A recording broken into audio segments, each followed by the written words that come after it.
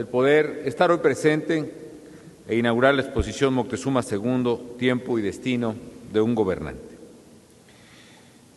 Yo quiero felicitar, antes que nada, a todos los arqueólogos que están aquí reunidos y sobre todo a quienes trabajaron en el descubrimiento y en la restauración de este magnífico hallazgo que es la base de esta exposición, que desde luego encabezó don Eduardo Matos Moctezuma, que ya le ha dado él y le sigue dando un gran lustre a la investigación histórica de nuestro gran pasado. Y me emociona mucho, amigos, porque les voy a decir, este gran hallazgo que hoy forma parte de esta exposición Moctezuma II, tiempo y destino de un gobernante, es un hallazgo que he tenido la oportunidad de acompañar en estos 3 años y medio como presidente de la República. Les voy a decir también que una de las acciones que más he disfrutado, bueno, he tenido muchas satisfacciones como presidente, pero una especialmente es venirme, cuando venía más, ahora que está en pausa el Palacio Nacional por la construcción de la gran galería que estamos haciendo en ocasión del Bicentenario. Antes de ello tenía oportunidad de venir más frecuentemente y de las cosas que más disfrutaba era venir a ver el avance de este descubrimiento nuevo del Templo Mayor. La piedra que está frente a nosotros es la piedra o la escultura o la imagen en piedra más grande que se haya descubierto de la cultura azteca. Es desde luego más grande que la piedra del sol, el calendario azteca.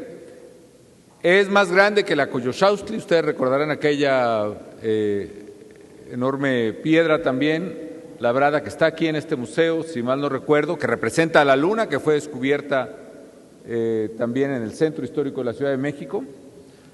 Y la Tlaltecutli que estamos viendo aquí representa el tercer elemento, diría yo.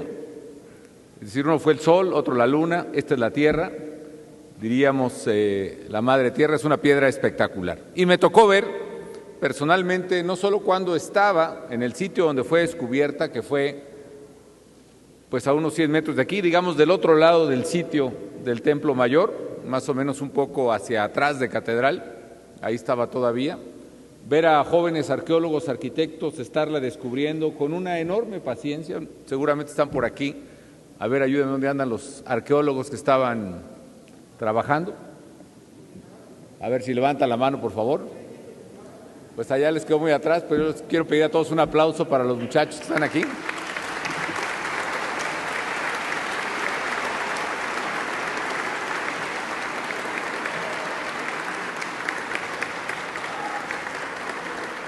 La verdad han hecho un trabajo excepcional, ¿no?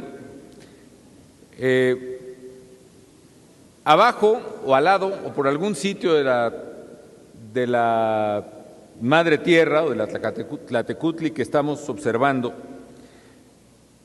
se encuentra también un gran hallazgo, el hallazgo de una tumba de algún emperador azteca, que curiosamente no es Moctezuma, aunque la exposición, precisamente por el gran legado de Moctezuma, se llame así, y que me explicaba el maestro Matos probablemente haya sido la tumba de Agüiz.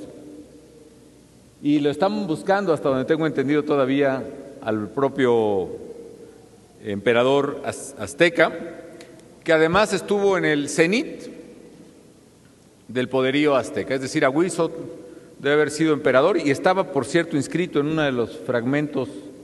Ustedes ven la piedra, está dividida por lo menos en 3 grandes fragmentos en los que fue encontrada, estaba destruida, y han hecho un formidable trabajo de restauración. De hecho, la piedra originalmente fue descubierta con un color tierra, un color arena, y los restauradores poco a poco fueron limpiando la piedra hasta hacerle descubrir los colores originales que podemos contemplar, entre ellos este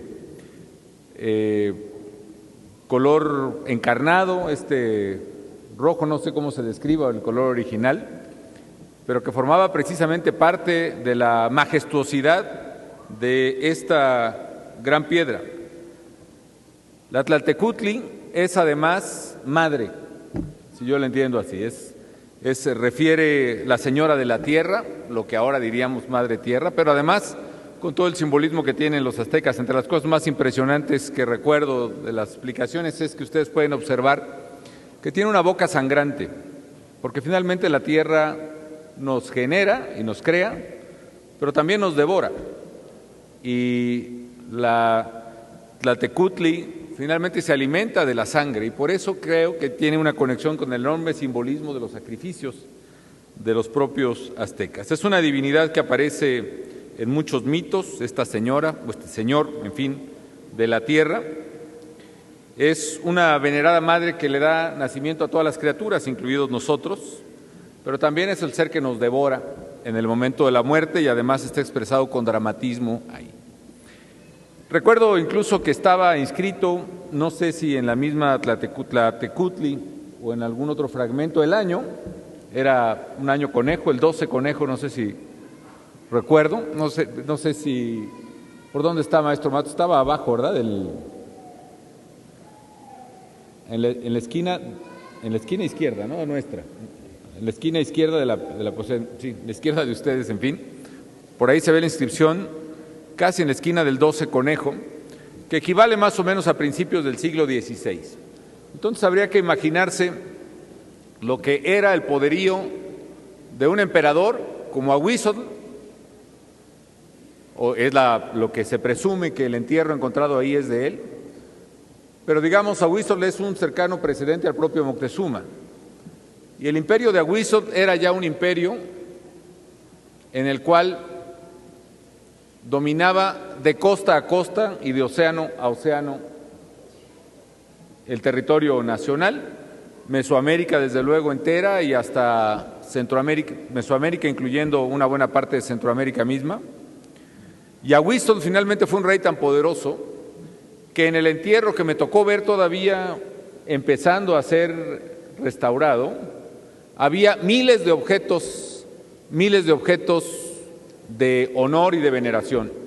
Había cerámicas fúnebres con no solo ornamentos, sino también inciensos, en fin. Había vasijas de todo tipo, vasijas de barro, pero también una gran colección de joyas que seguramente algunas de ellas formarán parte. Ahí atrás del director de Bellas Artes, del INA, están algunas de ellas. Había una gran colección de esqueletos de animales también dados en ofrenda. Me imagino que uno de ellos, el lobo, que está atrás de Shelley César. Pero no solo el lobo, yo recuerdo que encima de toda esa colección, insisto, de miles de objetos, había también de una dimensión, pues probablemente de 3 metros, quizá menos, 2,5 por lo menos, de un pez espada. Entonces aquí el punto es imaginarse a la noticia de la muerte del emperador azteca. Los tributarios, los contribuyentes de los aztecas que se hicieron a la mar, porque finalmente un pez espada solo puede ser pescado en alta mar, vayan ustedes a saber en qué embarcaciones, que lo hayan logrado pescar en ofrenda al monarca y que lo hayan traído, supongámoslo de un lugar cercano, entre comillas, de Veracruz, para poderlo ofrendar, por lo menos relativamente fresco, a la tumba del gran monarca.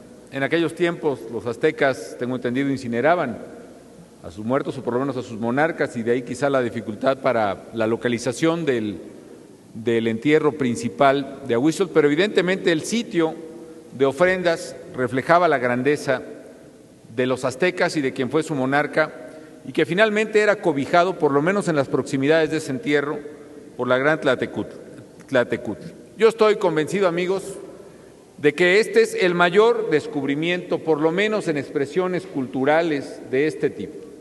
El hecho mismo de que la Tlatecuhtli sea más grande que el calendario azteca, sea más grande que la Coyolxauhqui, y tenga todo ese simbolismo y que esté probablemente cercana en el tiempo al esplendor de los aztecas, habla de la grandeza de este descubrimiento y por qué esta exposición Moctezuma II, tiempo y destino de un gobernante, es verdaderamente excepcional.